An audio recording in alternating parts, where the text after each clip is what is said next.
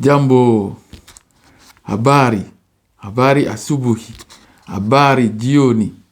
Je vous salue partout où vous êtes. Je vous salue avec un cœur de joie. Mes frères, mes soeurs, mes aînés, mes amis, je vous salue. Recevez humblement mes salutations. C'est votre frère et je suis là pour quelques minutes pour m'entretenir avec vous sur un message délicat. Ce message que j'ai déjà commencé il y a une semaine. Je suis là pour la deuxième partie. Oui, le titre, l'intitulé d'aujourd'hui est la relecture macroscopique des chapitres 1 et 2 de la Genèse biblique. Voilà plutôt l'intitulé d'aujourd'hui. Oui, on a déjà entamé il y a une semaine. J'ai entamé cette partie en vous laissant voir les différents récits des peuples. Parce qu'il n'y a pas un seul peuple sur la terre que Dieu a choisi. Donc, à travers tous les récits des peuples pour expliquer la création, voilà, ces récits, j'ai déjà mis ça pour servir de socle, de base, pour pouvoir faire la suite de mon étude. Donc, aujourd'hui, nous avons encore quelques versets bibliques à lire. Nous sommes dans la Genèse. Oui, nous sommes dans la Genèse 1. Parce que c'est le chapitre 1 et 2 de la Genèse qui est à l'étude, en l'honneur aujourd'hui et à la suite des semaines qui vont venir. Donc, le premier verset de la Bible, ou bien le premier verset surtout, c'est de la Bible. Oui, parce que ça commence par la Genèse. Et nous sommes dans la Genèse 1. Je vais lire la Genèse 1 à partir de 1 jusqu'à 8. Mais je lirai seulement 1 à 3. Donc, je commence. Au commencement, Dieu créa les cieux et la terre. Et la terre était informe. La terre était tohu bohu. La terre était déserte, oui, et vide. Il y avait des ténèbres à la surface de l'abîme. Et l'Esprit de Dieu se mouvait au-dessus des eaux. Voilà. Le troisième verset, plutôt, je vais continuer avec le troisième verset. Et Dieu dit que la lumière soit, et la lumière fut. Voilà le premier passage que je viens de lire. Le deuxième passage est tiré toujours dans Genèse 1. Cette fois-ci, Genèse 1, verset 9 à 12. Mais je vais lire seulement Genèse 1, verset 9 à 11. Dieu dit que les eaux qui sont au-dessous du ciel se rassemblent en un seul lieu et que le sec paraisse. Certains disent que le continent paraisse. Et cela fut ainsi. Dieu appela le sec terre et appela l'amas des eaux mer. Dieu vit que cela est bon. Puis Dieu dit que la terre produise de la verdure et de l'herbe, portant de la semence, des arbres fruitiers donnant du fruit selon leur espèce, et en eux la semence sur la terre. Et cela fut ainsi. Donc, le troisième passage biblique est toujours tiré de la Genèse 1. Cette fois-ci, Genèse 1, verset 14 à 19. Mais je vais devoir lire seulement Genèse 1, verset 14 à 16. Je lis. Dieu dit qu'il y ait des luminaires dans l'étendue du ciel pour séparer le jour d'avec la nuit, que ce soit des signes pour marquer les époques, les jours et les années, et qu'ils servent de luminaire dans l'étendue du ciel pour éclairer la terre. Et cela fut ainsi. Verset 16. Dieu dit que les deux grands luminaires, le plus grand pour présider le jour et le plus petit luminaire pour présider la nuit. Il fut aussi des étoiles. Le quatrième passage biblique est tiré de Genèse 10. J'avais lu ça la fois dernière. Et j'avais lu ça durant un certain nombre d'études. Donc, je retiens encore ce verset aujourd'hui. Genèse 10, verset 6 et verset 8 à 12.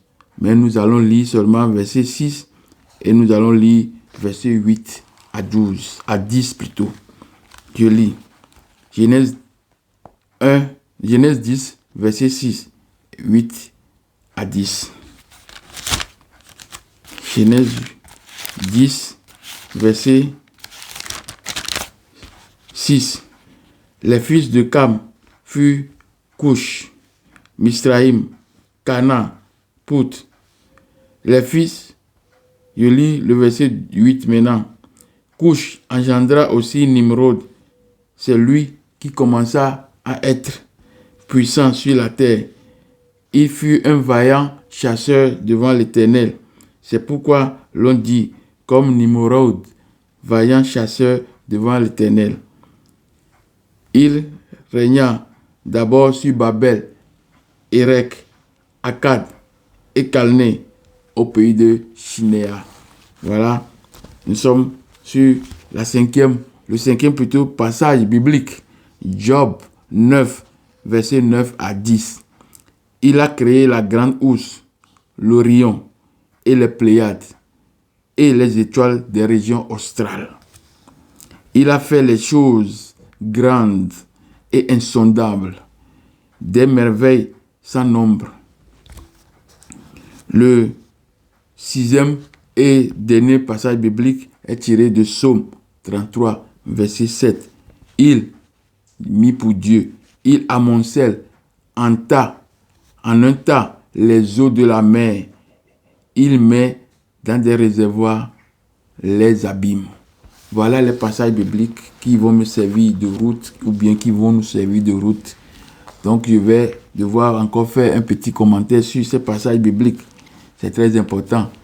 Oui, parce que je viens de lire un certain nombre de passages. Donc il faut que je revienne sur ça pour donner quelques points avant qu'on entame l'étude proprement dite. Genèse 1, verset 1 à 3. Je lis. Vous m'excusez. Genèse 1, verset 1 à 3. Au commencement, Dieu créa les cieux et la terre. La terre était informe et vide. Il y avait des ténèbres à la surface de l'abîme. Et l'Esprit de Dieu se mouvait au-dessus des eaux. Dieu dit que la lumière soit et la lumière fut. Donc, nous avons commencé ici, ou bien la Bible a commencé direct ici, que Dieu au commencement créa les cieux et la terre. Donc, nous voyons dans ce premier verset, un verset qui est très autonome. Dieu créa les cieux et la terre.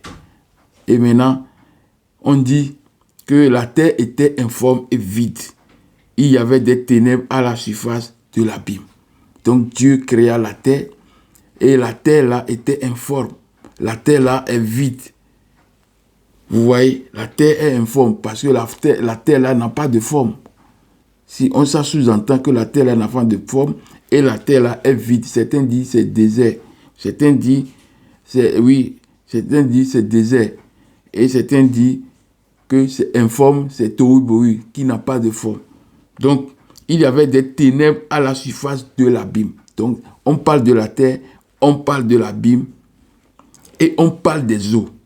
Et l'Esprit de Dieu se mouvait au-dessus des eaux. Donc, nous voyons trois noms déjà là-bas cités. Il y a la terre, il y a l'abîme, il y a les eaux. Donc, la manière dont c'est énuméré, nous voyons direct qu'il doit y avoir une relation entre ces éléments. Donc maintenant, quand nous allons entrer dans le vif du sujet, nous allons essayer de voir qu'est-ce qu'on a établi là-bas. Et pourquoi la terre devient les eaux et devient abîme. Mais on ne voulait pas nous faire savoir ça. Donc, le deuxième passage biblique est tiré de Genèse toujours 1, verset 9 à 12. Mais j'ai lu seulement verset 9 et 11. J'ai lu seulement verset 9 et 11. Dieu dit que les eaux qui sont au-dessous du ciel se rassemblent en un tas et que le sec paraisse. Et il donna le nom au sec terre. Donc, nous voyons que la terre qui était formée, qui était informe, dans ce verset encore, cette terre provient de l'eau. Comment, quelle est la chronologie qu'on a suivie? Nous allons expliquer ça par après. Le troisième verset est Genèse 1, verset 14 à 19. Mais j'ai lu seulement 14 à 16. Donc, Dieu dit qu'il y a des luminaires dans l'étendue du ciel pour séparer le jour d'avec la nuit et que ce soit des signes pour marquer le temps et pour marquer aussi les époques, pour marquer aussi les années et les jours. Donc, nous voyons qu'il y a une présence de lumière. Parce qu'on a dit luminaire. Mais déjà dans le verset 1, on dit que la lumière soit et la lumière fut. Donc, quand on parle de la lumière, du premier, dans les premiers versets, et la lumière, luminaire, qui est dans le 14e verset, c'est-à-dire entre le premier jour et le troisième jour, il y a la lumière là, c'est quelle lumière? On doit expliquer cette lumière. Ce fut le quatrième jour, donc c'est le quatrième jour plutôt.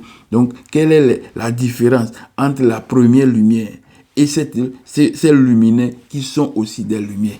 Quelle est la différence? Qu'est-ce qu'on a voulu dire et on n'a pas dit? On va pouvoir l'expliquer. Le quatrième plutôt est tiré de Genèse 10, versets 6, 8 à 12. Mais j'avais lu seulement 6, j'avais lu seulement 8 à 10. Donc, qu'est-ce qu'on nous dit à propos de ces versets? Que les enfants de Cam furent qui? Couche, Misraïm, Cana et Pout. Et qu'est-ce qu'il y a? On dit que Couche a engendré Nimrod. Et c'est Nimrod qui est devenu grand. Et on l'appelle, qui est devenu grand chasseur devant l'Éternel. Donc, si nous disons que Nimrod est enfant de Couche, et l'enfant de Couche, c'est aussi l'enfant de Couche, et Couche est aussi l'enfant de Cam. Donc, ça veut dire que Nimrod est un petit enfant de Cam. Et donc, s'il a commencé par créer des grandes villes, donc ça veut dire que eux, ils ont mis déjà en lui, ou bien ils ont fait une lumière déjà sur Nimrod comme étant celui qui a commencé à faire des choses dans l'humanité. Mais Nimrod, il était sorti d'où? Il a vécu où? Il est enfant de qui? Petit enfant de qui? Et c'était où l'emplacement? Donc s'il est grand, il est grand comment? Avec la tradition, avec tous les bagages de ses ancêtres, qu'il peut pouvoir faire quelque chose. Alors, nous allons expliquer ça, l'apport de ce verset dans la Bible, ou bien dans l'explication de Genèse 1. Nous allons voir quel est son apport. Le dernier verset est tiré de Psaume 33, verset 7. Non, pas dernier, le cinquième est tiré de Job 9, verset 9 à 10. Il a créé Grande Ours, il a créé l'Orion, les Pléiades. Donc tout ça là sont les Pléiades, les étoiles et de la région australe. Il a fait des choses grandes, insondables, des merveilles sans nombre. Donc quand on parle de ours, ce sont des amas d'étoiles. Ce sont les déplacements. J'avais déjà expliqué ça dans mes vidéos antérieures, dans mes études antérieures. Donc, avec précision, l'Orion, les Pléiades, tout ça sont des constellations. Et donc, les constellations sont les déplacements des astres dans le ciel. Donc, c'est ça, quand nous remarquons ces déplacements, les dessins qu'ils font dans le ciel, c'est ça qui nous informe sur certaines choses. Donc, quand on parle de Orion, on parle de l'ours, on parle de Pléiades, on parle des armées des cieux. Donc, tout ça là nous informe. C'est quelque chose. Donc, tout ça là sont des luminaires dont on a parlé. Tout ça là sont des luminaires. Donc, le dernier verset est tiré de Psaume 33, verset 7. il amonce les eaux de la mer, il met ça dans les réservoirs. Donc quand j'ai fait apparaître ce passage biblique, Psaume 33, verset 7, pour montrer quelle est la relation entre les eaux et l'abîme. Voilà le petit commentaire que je viens de faire sur ces versets bibliques retenus pour ce message d'aujourd'hui. Nous allons commencer par entrer dans le vif du sujet. Donc, je demande à mes frères encore qu'ils soient en position et qu'ils soient aussi dans une concentration maximale pour pouvoir suivre le message, car c'est très délicat. La Genèse, c'est le début. La Genèse, c'est la base. La Genèse, c'est le socle. La Genèse, c'est là où les pions ont été bien positionnés pour pouvoir endoctriner l'humanité. Donc, je vous invite, mes frères, je rappelle encore le titre d'aujourd'hui, l'intitulé, c'est la relecture macroscopique des chapitres 1 et 2 de la Genèse biblique. Permettez-moi de vous rappeler une fois encore l'intitulé que je viens de citer. Aujourd'hui est la deuxième partie de ce message.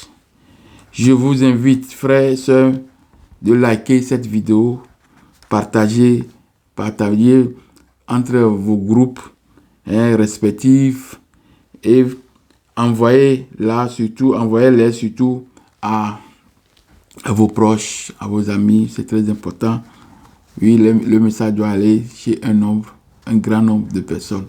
Donc nous sommes en train de faire un effort pour que la parole, oui, la vraie, soit accessible à tout le monde. Donc s'il vous plaît, abonnez. Je demande d'abonner. Voilà. Aujourd'hui est un jour spécial où nous allons lire et relire les versets un par un du chapitre 1 de la Genèse. Nous allons porter une analyse exégétique. Oui, aller en profondeur. Ouvrir encore de nouveau et réouvrir encore. Donc on va ouvrir plusieurs fois. C'est ça l'exégétique. Exégète. Oui, aller en profondeur. Sur ces versets, analyser, jauger ces versets, parole de Yahweh, Dieu des Hébreux. Oui, petit, 13e génération de Sem. Par rapport aux connaissances scientifiques, donc, je dis que nous allons porter une analyse exégétique sur ces versets, analyser, jauger ces versets, parole de Dieu Yahvé, par rapport aux connaissances scientifiques et par rapport aux histoires des peuples et nations existants sur la face de la terre avant ces Hébreux ou bien ces élus de Dieu. Peuple élu de Dieu, de Yahvé. Peuple choisi, oui, pour relayer sa parole parmi les peuples et nations de la terre. Je rappelle que la première partie de ce message, la relecture macroscopique du chapitre 1 et 2 de la Genèse biblique, commencé la semaine passée, nous a présenté déjà des différents récits sur l'origine de l'humanité ou l'origine de tout l'univers, raconté par des différents peuples et nations existants avant le peuple choisi, peuple élu. C'est ainsi que nous avons à notre connaissance le récit créationniste des Mésopotamiens, caractérisé par l'épopée de Gilgamesh, que j'avais expliqué ça dans la vidéo antérieure, et du récit d'Atrahasis, ou encore appelé Enu Maélish. J'ai déjà expliqué, si vous regardez la première partie de ce thème, dont j'ai déjà expliqué l'épopée, les deux épopées, j'ai déjà expliqué ça dans la vidéo. Donc, je vous invite à aller regarder la première vidéo pour comprendre ce que c'est que Enu Maélish ou bien Gilgamesh. Nous avons à notre connaissance aussi, dans ce que j'ai fait la semaine passée, le récit gréco-romain de la création. Et enfin, nous avons le récit créationniste de l'Égypte antique, ou le récit plutôt de Misraïm, enfant de Cam. Donc, quand on parle de l'Égypte, on parle de Misraïm, on parle d'enfants de Cam, on parle des Couchistes, on parle des Cananéens. Et oui, voilà les gens dont la Bible nous a fait parler par des différents versets. Aujourd'hui, nous sommes là pour aller en profondeur de ces choses. Après analyse de ces versets, nous venons à la conclusion. Compte tenu de tout ce que j'avais fait la fois dernière, nous venons à la conclusion que le monde a été créé par des dieux. Le monde a été créé par des dieux parce qu'on nous a parlé du récit de Gilgamesh, on a parlé du récit de Enuma Elish. Donc on a vu que les dieux, c'est les dieux qui ont créé, c'est l'accord, l'amour des dieux, ou bien soit certains disent que c'est la guerre jusqu'à faire disparaître la tuerie de ces dieux. Alors que nous savons que les dieux sont des esprits, on ne peut pas les tuer. C'est pourquoi en Égypte antique, on ne parle pas de la mort d'un dieu, mais on parle plutôt d'un blocage. On va aller à l'encontre de ce Dieu. On va faire un truc pour pouvoir le contrecarrer. Mais on ne peut pas le tuer parce que ce sont des choses éternelles. Donc, après analyse de ces récits, nous venons à la conclusion que le monde a été créé par des dieux. Soit, veuillez m'excuser, soit à la suite d'une guerre ou soit à la suite d'une union consentie. Nous allons à présent entamer la lecture de la Genèse 1, la Genèse 1 et ses versets bibliques. Donc, mes frères, mes sœurs, c'est le début, le tournoi très fort, oui, pour le message d'aujourd'hui.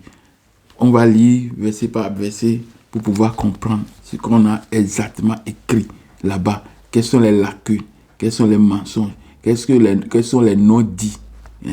Voilà. La Genèse 1, verset 1 à 2. Au commencement, Dieu créa les cieux, ou bien certains, André Chouraki dit les ciels. Donc les cieux et la terre. La terre était informe. La terre était tohu bohu par André Chouraki. Et la terre était désert. Quand on lit ça dans la Bible de Tom. Donc la terre était informe et vide. Il y avait des ténèbres à la surface de l'abîme. Et l'Esprit de Dieu se mouvait au-dessus des eaux. Donc, nous avons vu, en quelque sorte, dans ce petit passage biblique, nous avons lu le ciel, nous avons lu plutôt les cieux, la terre, nous avons vu les mots comme informe, nous avons vu les mots vide, nous avons vu les mots abîme, nous avons vu les mots comme Esprit de Dieu, nous avons vu les mots comme eau. Donc, nous allons passer par l'explication de certaines choses avant qu'on puisse continuer. Donc, nous devons connaître la définition du ciel. Le ciel est l'étendue visible au-dessus de nos têtes, depuis la surface de la terre. C'est ça. Donc, le ciel, c'est ce qu'on voit directement sur la terre. C'est une étendue de couleurs. Il a des différentes couleurs, bleu, blanc, noir, au-dessus de nos têtes.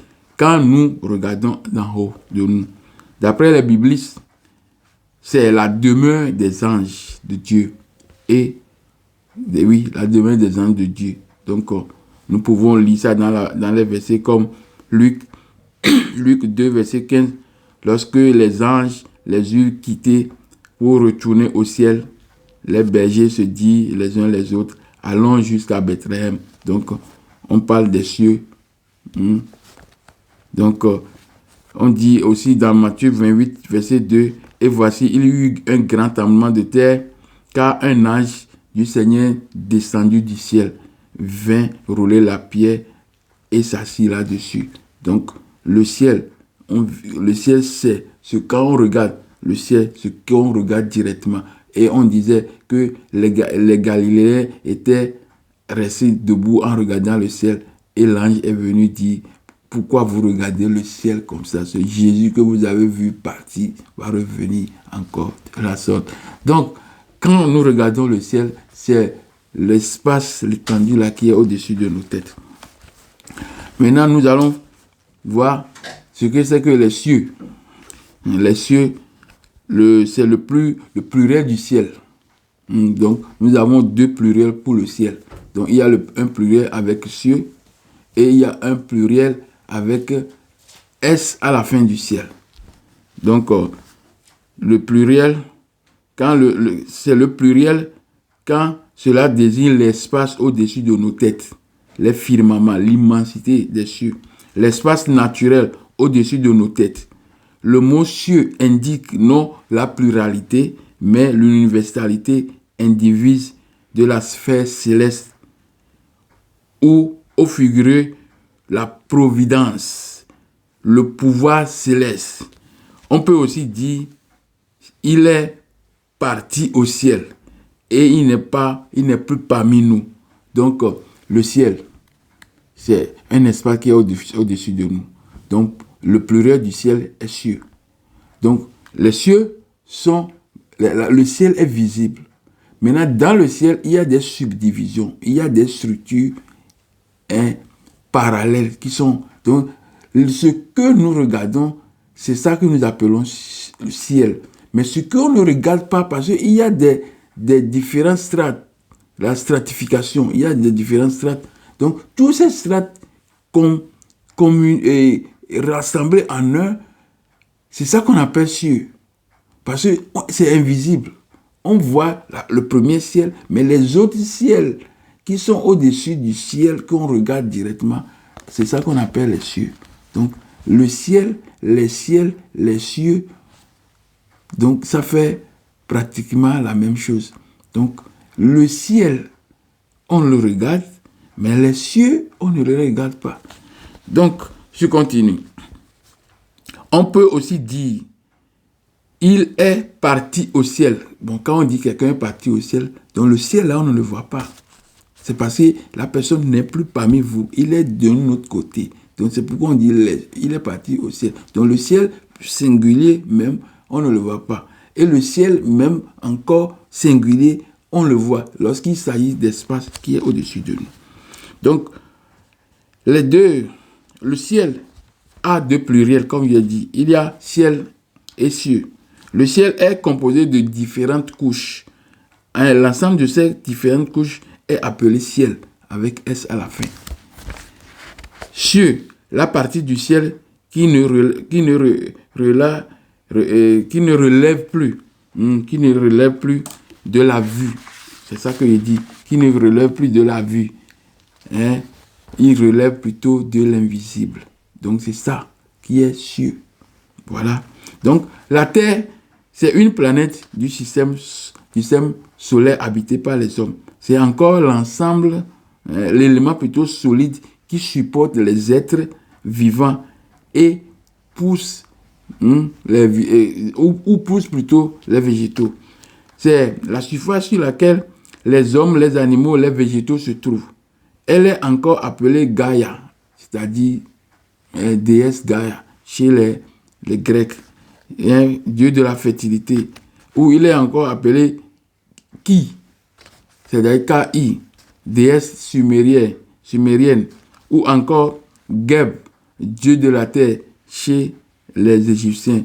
Elle provient du chaos, la terre provient du chaos, c'est une divinité pour la plupart des peuples. Donc la terre provenait du chaos. Donc c'est une divinité pour la plupart des peuples. Je viens de citer certaines choses. Donc l'eau est liquide, incolore, inodore, transparent quand il est pur, H2O. Donc nous avons vu les termes comme abîme. L'abîme, c'est ça qui est important. Donc l'abîme, c'est le gouffre. C'est un gouffre naturel, une cavité, un précipice d'une profondeur insondable ou lieu, un espace qui n'a pas de limite assignable. C'est l'abîme, ça. Donc, c'est l'océan, autrefois, qui a enveloppé la terre. C'est ça qu'on appelle là aussi abîme.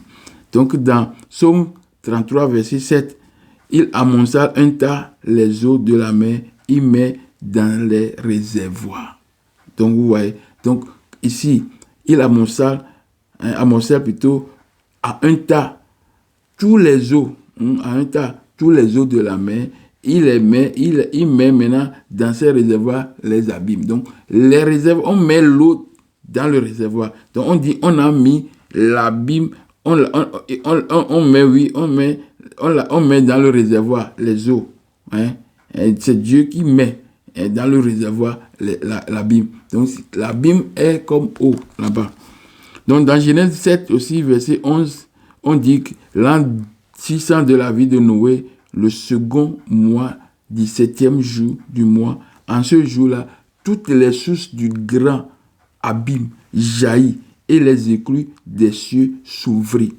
Les sources de l'abîme furent fermées et la pluie ne tomba plus. Donc, l'eau, l'abîme sont les mêmes. Donc, voilà quelques mots, quelques noms qu'on a entendus dans le premier verset 1 et 2 de la Genèse 1.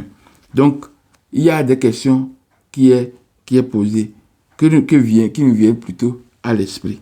La terre est-elle égale à l'abîme? Et l'abîme est-il égal à l'eau? Donc, c'est une première question. Et la deuxième question, où était Dieu quand il créait les cieux et la terre? Où était réellement Dieu quand il créait le ciel et la terre? Voilà les deux questions qui nous viennent à l'esprit.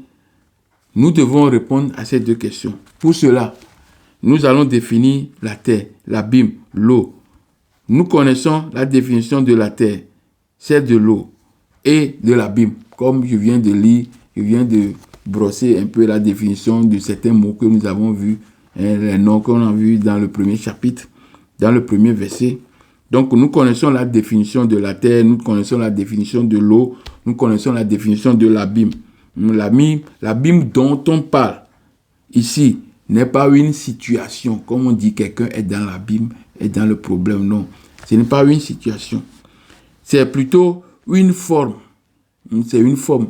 C'est pourquoi on dit que la terre est informe et vide. Donc, on parle d'une forme. On parle de comment la chose est. Donc, l'abîme en question ici correspond à un mot hébreu qu'on appelle tehum ou tehum.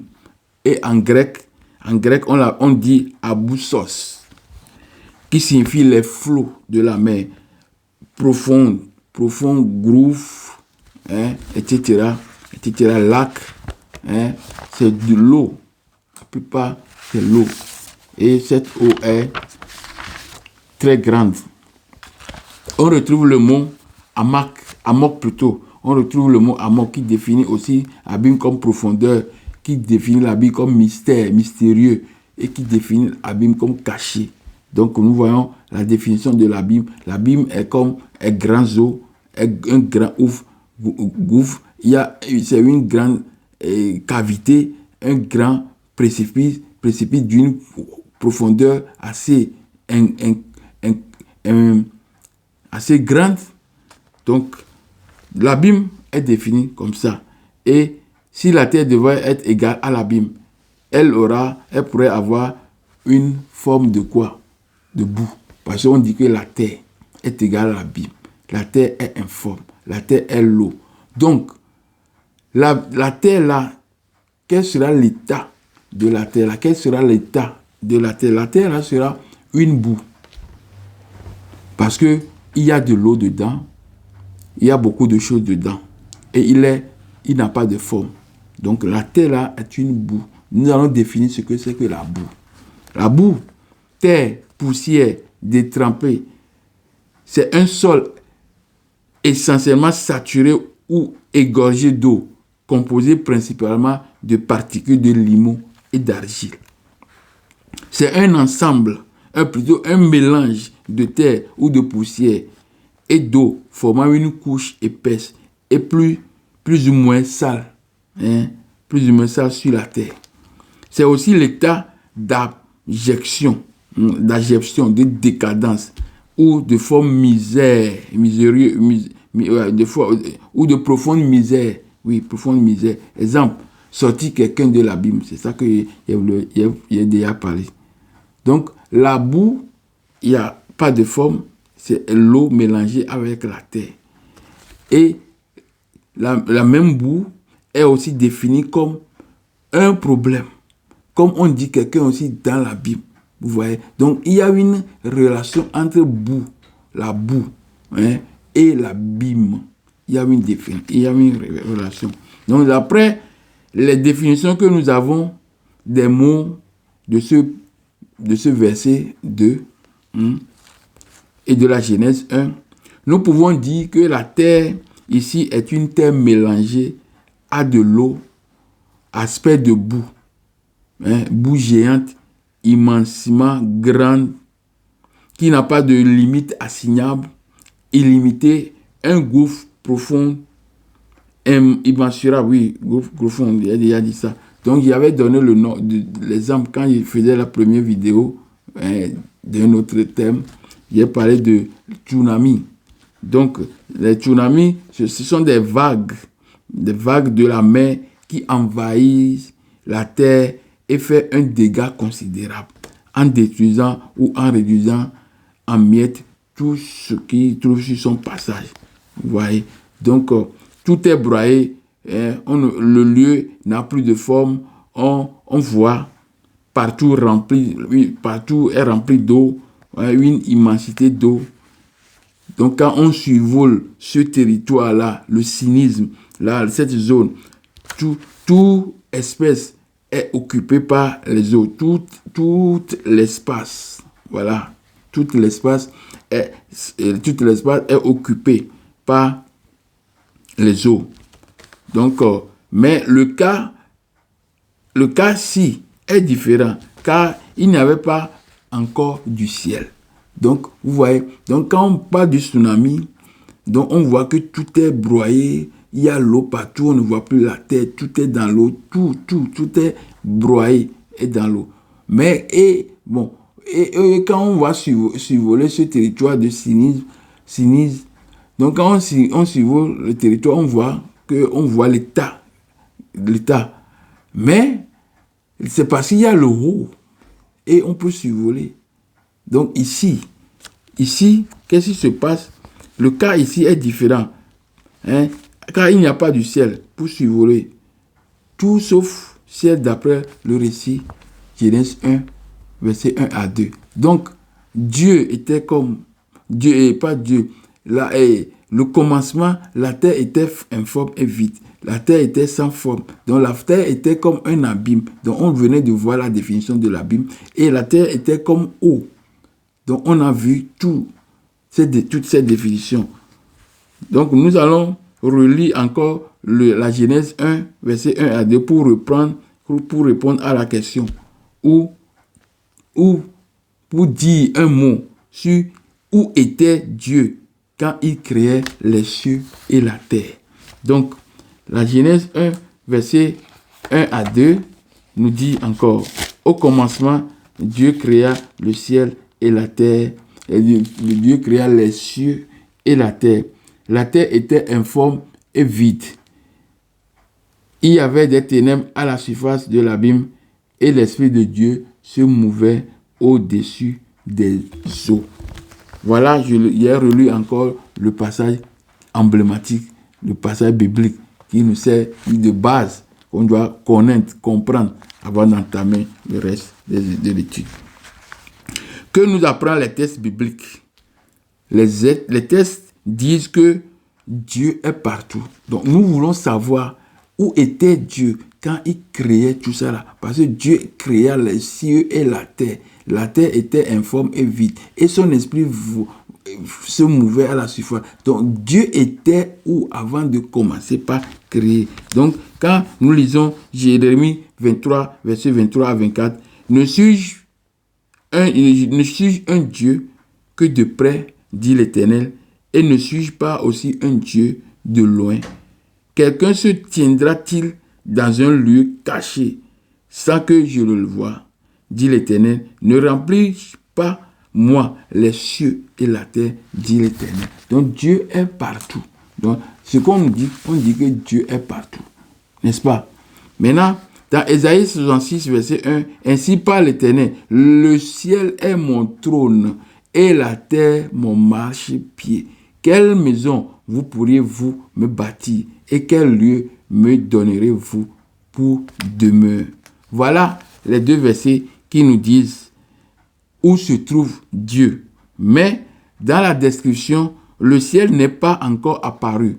Où se trouve alors Dieu? Donc, le ciel n'est pas encore apparu. Parce qu'on a dit la terre était informe et vide. Et l'Esprit de Dieu se mouvait au-dessus des eaux. Donc, on veut savoir où était Dieu d'abord quand il créait tout ça. Parce que nous avons vu que dans les récits, on dit que Dieu est partout et Dieu a pour demain le ciel et la terre était son marchepied. Maintenant, Dieu, on veut savoir où il était, parce qu'on connaît sa place d'après les versets bibliques. Mais Dieu, au commencement, n'a pas encore créé les cieux, n'a pas encore créé la terre. Où était-il? Voilà la question fondamentale que nous devons répondre pour pouvoir comprendre ce qu'on dit exactement. Le ciel est la voûte, l'étendue, comme j'avais défini avant, les définitions du ciel et les cieux, est la voûte ou l'étendue qui était au-dessus de nos têtes. Ciel avec S pluriel, S à la fin. Cieux, le pluriel du ciel est, comme on sait, le premier du ciel, le pluriel du ciel est ciel avec S à la fin et aussi avec S cieux. Donc, quelle est la différence entre ciel et cieux? Donc, il a dit déjà dans l'explication que dans le ciel même, il y a des différents strates qui sont dans le ciel. Donc, l'ensemble de ces strates, c'est ça qu'on appelle ciel. Donc, on ne les voit pas, mais on voit seulement un ciel. Mais dans le ciel, là, il y a beaucoup de ciel dedans. Donc, il y a la pluralité réduite en un seul ciel qu'on voit, mais il y a le ciel dedans. Donc, le ciel est visible à l'œil nu, mais les cieux ne le sont pas. Le ciel est normalement composé de plusieurs strates ou couches. Le premier ciel au-dessus de nous, au-dessus de nos têtes, mais les autres ciels, c'est-à-dire avec S à la fin, ou bien cieux, sont fondus avec le premier.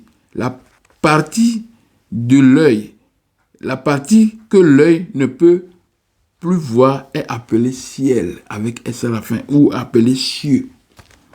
Donc, comme cette partie est invisible à l'homme et le Créateur, dans les définitions de la Bible, on a vu Amak, caché. Amak, Amok, caché. Dieu est mystérieux. Donc, quand on dit que les yeux ne peuvent pas regarder, donc comme cette partie est invisible à l'homme, et le Créateur, le caché, l'insondable, l'insaisissable, est aussi invisible. Donc, ce lieu appelé cieux, avec cieux et ciel, avec S à la fin du ciel, est d'emblée la demeure du Créateur. Mais dans ce cas-ci, les cieux ne sont pas encore créés. Où se trouvait alors le Créateur? Donc, la définition des cieux et cieux, tout ça là, nous venons de comprendre la définition des cieux.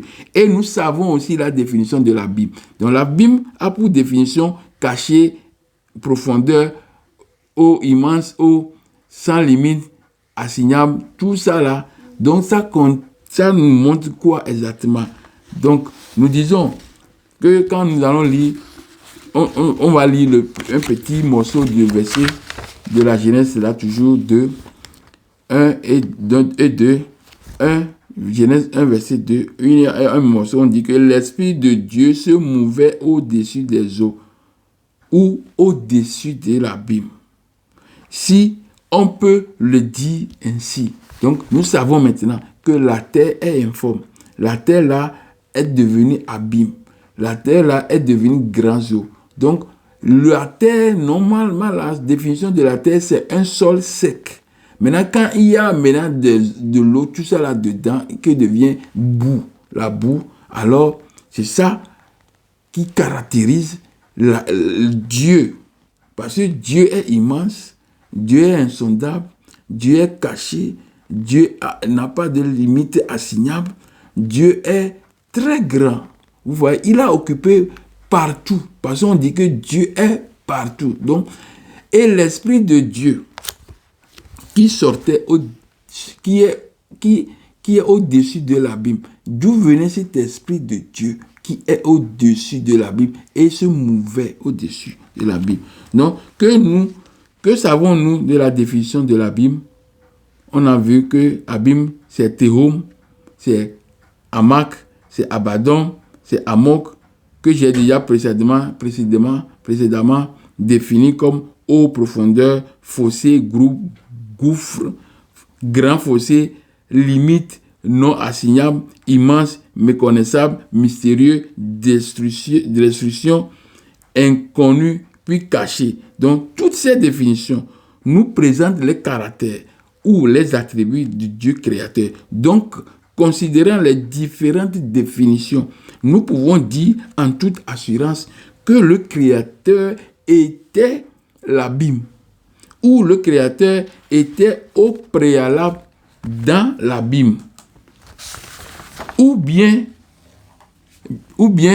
Dieu le Créateur était confondu à l'abîme. Nous savons que l'abîme là, c'est la terre qui est la terre qui est informe, tohu bohu. Voilà, c'est Dieu qui s'est confondu à ça. Ou encore, Dieu faisait un avec l'abîme. Dieu faisait un avec la boue. Dieu faisait un avec cette terre primordiale. C'est-à-dire que les Égyptiens ont appelé océan primordial ou bien Noun. L'Esprit de Dieu se mouvait ou planait au-dessus des eaux. Les eaux sont encore appelées abîmes maintenant. Si vous comprenez comment le processus, les eaux sont encore appelées abîmes. La terre est devenue aussi abîme. Donc l'esprit est invisible de surcroît.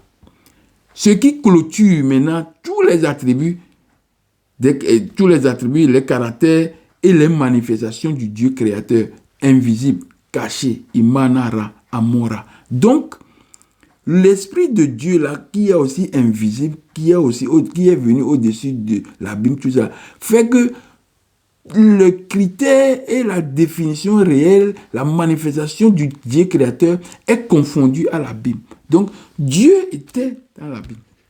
Dieu était dans l'abîme. Dieu était l'abîme. Dieu fait un avec l'abîme. C'est pourquoi on dit que tout ce qui sort de Dieu, Dieu est en lui. Donc, l'abîme, Dieu qui est confondu avec l'abîme, quand l'Esprit de Dieu se mouvait, il sortait. Maintenant, nous allons expliquer comment ces choses ont arrivé. Parce qu'on ne voulait pas donner les noms des choses pour qu'on comprenne réellement de quoi dont on parle. J'aimerais attirer une intention profonde sur certaines choses. Quand on parle de cosmos, ou bien cosmogonie, donc cosmos et gonie, engendrement de la terre. Donc engendrer, c'est venir de. Engendrer, donc quand quelqu'un on a engendré, donc tu prends les éléments du premier et tu continues avec les éléments là. Parce que tu es engendré, tu es sorti d'eux. Donc tu es en possession de tous les éléments du premier. Vous voyez? Donc, après avoir trouvé le lieu que le Créateur se trouvait au moment de la création, parce que nous avons vu maintenant que le Créateur n'était pas séparé de la création, il était dans la création. C'est pourquoi la création se ressemble à lui. Vous voyez? Donc, après avoir trouvé le lieu que le Créateur se trouvait au moment de la création, nous dirons que l'Esprit de Dieu qui se mouvait au-dessus des eaux émanait de l'abîme. Cet esprit est la grande énergie qui s'est créée d'elle-même et qui se visualise dans la lumière, dans le verset 3 de la Genèse 1. Donc, de Genèse 1, verset 3, Dieu dit que la lumière soit et la lumière fut. Donc, cette lumière qui sortait maintenant, parce que Dieu devient un magicien. Dieu est magicien. Alors que dans les versets bibliques, il refuse, dans Deutéronome 18, verset 5, il refuse qu'on soit magicien, astrologue, astronome, tout ça là, il refuse ça. Que quelqu'un qui fait ça est en abomination à l'Éternel. Vous voyez? Donc, alors que Dieu est magicien lui-même, quand Dieu dit qu'il soit, ça veut dire qu'il fait de la magie. Donc, ça veut dire que l'homme, comme nous sommes, nous pouvons aussi faire de la magie. Parce que nous obtenons, nous avons ça du Dieu. Quand on dit que Dieu dit, est-ce qu'il est là pour ta faveur si Dieu dit? Mais déjà, s'il refuse d'être magicien, alors que lui-même il est magicien, alors on n'est plus le fils de Dieu. Parce que ce que le Père est, nous aussi nous devons l'être. Nous devons être ce que Dieu est, ce que le Père est. Donc le démiurge Atumre, source de Big Bang, parce que les blancs, les scientifiques, pas les blancs, les scientifiques, ils ont trouvé que c'est par le Big Bang que la création est née. Donc cette énergie, ils ont su maintenant qu'il y a une grande énergie qui a créé la création. Donc le démiurge Atumre, c'est-à-dire la visualisation, quand Dieu va se faire visible au monde, il se fait visible par l'éclat du soleil, par le soleil. C'est pourquoi on parle de soleil ailé, on parle de Ra, Amon-Ra. Vous voyez? Donc, le démiurge s'est créé lui-même sans l'aide de personne. C'est pourquoi nous avons appris que Dieu est lumière. Dieu est lumière. Vous voyez, Dieu est lumière dans 1 Jean verset 5 et dans Matthieu 5 verset 14. Vous êtes lumière du monde. Si on vous met, on ne peut pas cacher cette lumière. Donc Dieu est lumière.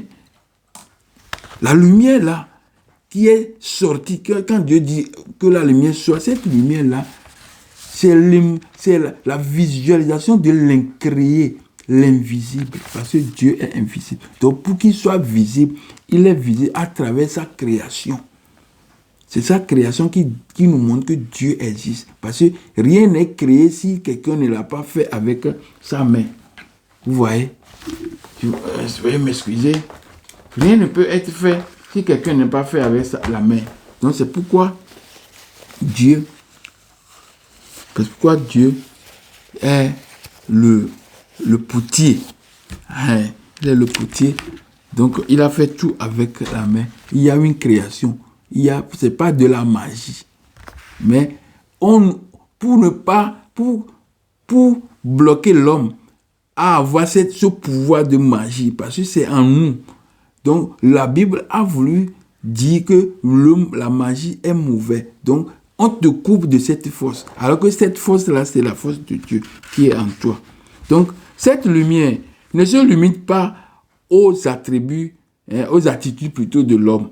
Mais quand je lisais les versets là, quand je avais parlé les versets de Matthieu 5, verset 14 et 1 Jean verset 5, 1 Jean 1, verset 5, la nouvelle est que nous avons appris de lui et nous avons annoncé, c'est que Dieu est lumière et qu'il n'y a point de ténèbres en lui. Donc, on parle de ténèbres, on parle de lumière. Donc, on continue. Donc Dieu vit que la lumière était bonne et Dieu sépara quoi? La lumière des ténèbres. Dieu appela la lumière le jour et appela les ténèbres la nuit. Ainsi, il y eut un soir et un matin. Ce fut le premier jour. Donc, on savait. Non, pas on savait. Nous savons bien que les ténèbres se dissipent à la présence de la lumière. C'est une expression idiomatique courante qui signifie que l'obscurité, le doute, l'ignorance sont évincés lorsque la vérité, la connaissance ou l'éclairage se manifestent. Ou bien la lumière dissipe les ténèbres quand la lumière est présente. Les ténèbres sont vaincues et doivent obligatoirement disparaître. Donc, nous avons dit que la lumière soit. Nous savons maintenant que Dieu était dans la création, était dans le Noun, était dans l'océan primordial, était dans l'abîme, était dans la boue, là. Dieu est sorti. Hein? L'invisible, c'est sorti de lui-même, est sorti de nous avec une grande énergie. Donc, il s'est créé de lui-même, il s'est créé lui-même. Donc, il est sorti de l'abîme. Donc, avec cette force magique, c'est ça qu'on appelle, les physiciens, les chercheurs ont parlé de Big Bang. Vous voyez? Donc, le Créateur, la lumière est venue mais les ténèbres existent. Bon, nous, on a remarqué aussi que quand Dieu dit que la lumière soit, la lumière est venue, mais la parole nous dit que il sépara la lumière des ténèbres. Donc, normalement, si la lumière arrive, les ténèbres doivent quitter. Donc, pourquoi la lumière, là, arrive et les ténèbres persistent? Pourquoi les ténèbres persistent? Donc, c'est une question qui reste posée. La lumière du premier jour était réellement, est de quel genre de lumière? Quel genre de lumière s'agit-il? Nous devons lire aussi les versets 1, c'est-à-dire de la Genèse, pas les versets, oui, les versets 14 et jusqu'à 19 de la Genèse, là où on parlait de grand luminaire. Donc, le grand luminaire, tu dois lire cette partie, c'est très important. On doit voir ce que c'est exactement. Oui. On doit regarder ça. Je vous en prie, permettez-moi. Donc, il y a des grands luminaires dans l'étendue du ciel pour séparer le jour d'avec la nuit, que ce soit des signes pour marquer les époques, les jours et les années. Donc, mes frères, mes soeurs, je vais revenir encore pour continuer ce message parce que le point là que je viens de donner, il faut qu'on le fasse avec beaucoup de précautions parce que la lumière qui est arrivée, c'est pas encore les ténèbres de la lumière. Vous voyez? Donc, pourquoi? Parce que nous connaissons déjà que quand il y a la lumière, les ténèbres ne sont plus là. Mais pourquoi dans ce cas-ci, pendant cette chronologie de la création, la lumière était là, mais la nuit, le jour, la ténèbre persiste. Donc, je reviens bientôt pour continuer ce message que j'ai déjà entamé il y a quelques minutes de cela. La relecture macroscopique des chapitres 1 et 2 de la Genèse biblique. Donc, à tout à l'heure.